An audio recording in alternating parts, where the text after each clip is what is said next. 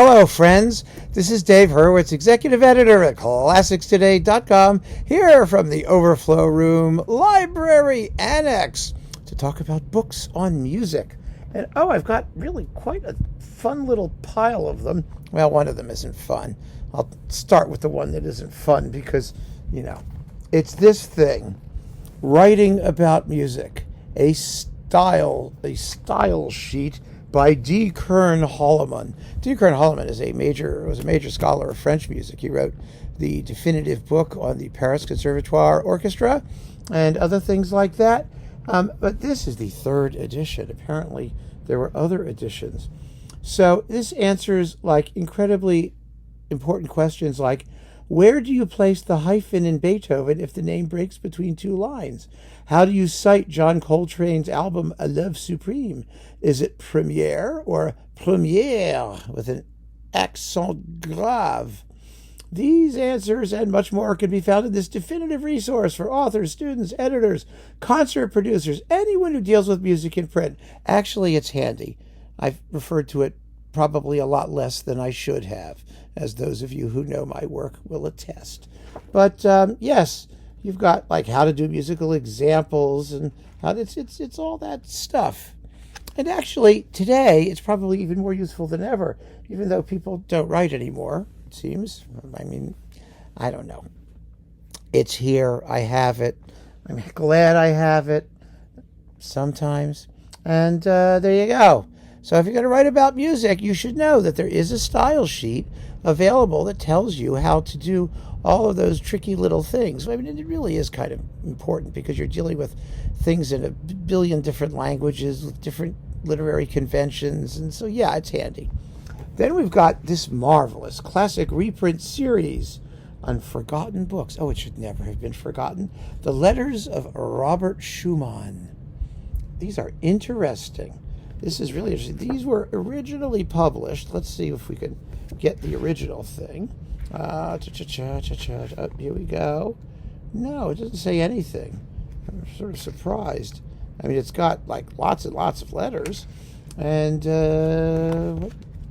it's a nice big print, but it doesn't say anything about who translated them and why and how and what. Okay, there's a biographical note at the beginning as an introduction, and then there's lots and lots and lots of letters. Let's read one, shall we? I'm just going to pick something at random and see what happens. To A. von Zuccalmaglio, yes, Zuccalmaglio, in Leipzig, May 18th, 1837. Here's the letter. Mendelssohn, it's not even dear someone. It just starts in the middle of nowhere.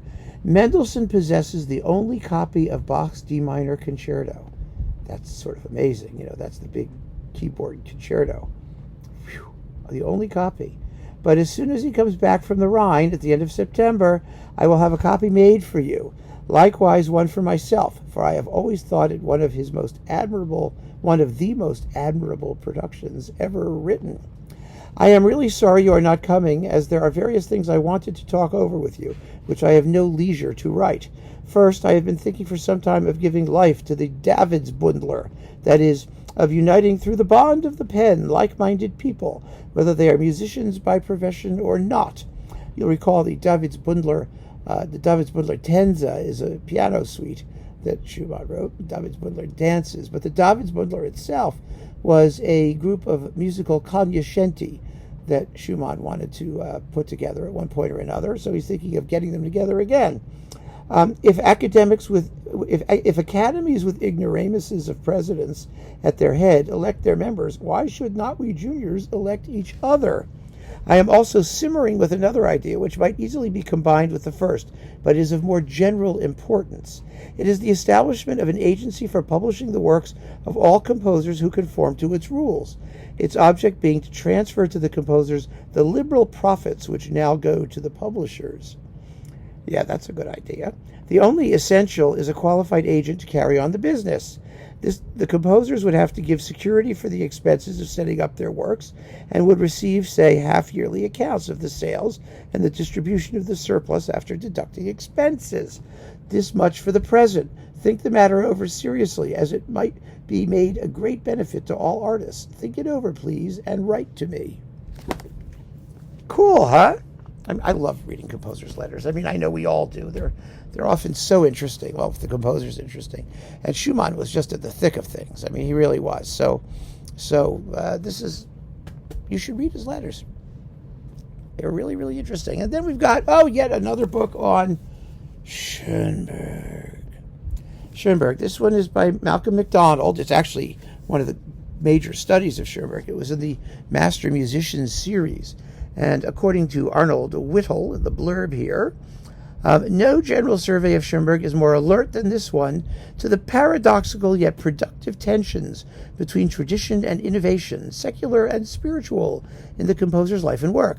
Returning to his original text after 3 decades, this was like a really classic tome, Malcolm MacDonald has not only updated the narrative, but also intensified his interpretation in ways which fit the book's governing qualities of enthusiasm and admiration for Schoenberg's special capacity to transcend the negative.